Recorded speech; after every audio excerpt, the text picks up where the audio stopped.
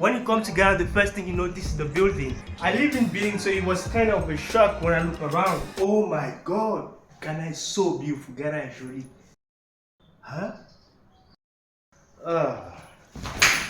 I never had KFC chicken in my life at that time, and when I tried it, it was salty, tender, and delicious. I'm not gonna lie. And when there's a KFC in the town, gotta be expensive, man. I mean, the house where I was living in was 6 times more expensive than the one where I was living in while studying in Benin. At this price, I'm living in a freaking palace here. Houses are expensive, food is expensive, the girls even worse.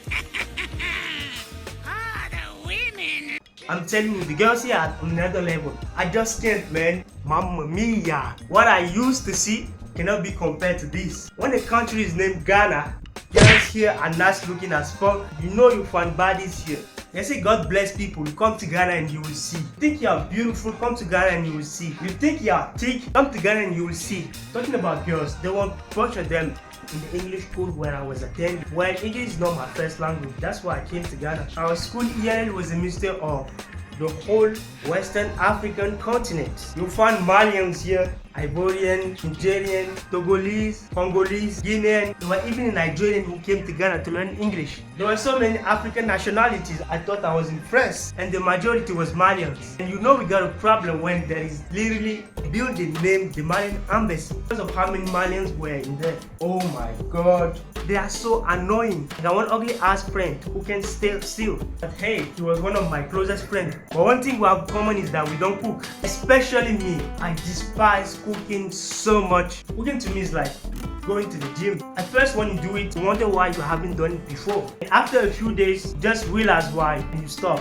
When I get money at the beginning of the month, I look at it. I felt like a millionaire. Buy 3 foods per day, and 1 week later and the money start finishing, so you reduce it to 2 foods per day. And in the middle of the month you went from 3 foods per day to 2 days and some bread. And towards the last week you have no money, so you gotta learn 100 cities from your friends, not die. And now you don't have the choice but to cook. And there's one thing I like the most in Ghana more than KFC. The Indomie pasta. I mean, look at that view. Isn't that majestic? When I see Indomie, I become dumb, an idiot. You can ask me anything you want. If you want something from me, just put Indomie on the table and the deal is done. And when you add KFC on top of that, you got me. The thing that shocked me the most when I came to Ghana was how you were able to communicate with your teacher. You can have an argument with them. There, you don't worry about what your teacher will say, but what your friend will say. I got some friends, no, classmates who I'm 100% sure they were raised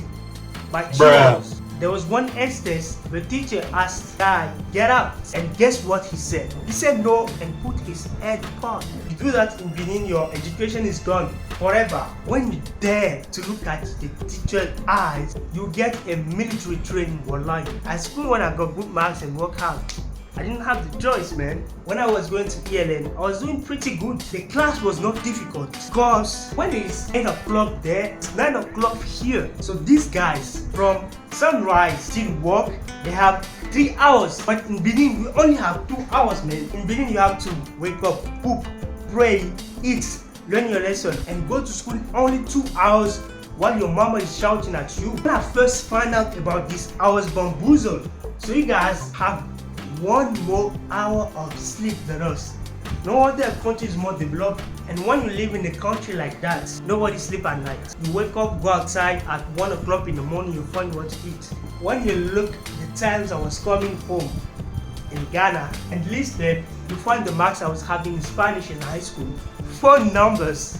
And the first time I slept at a friend's house was in Ghana. And we spent time playing FIFA all night. In Benin, at 10 o'clock is a curfew. They close all doors, all windows. You think there's a nuclear attack in the country. And Ghana is where I really saw an advantage of having friends. Eat, you play, and you wash your clothes. I believe one of the most important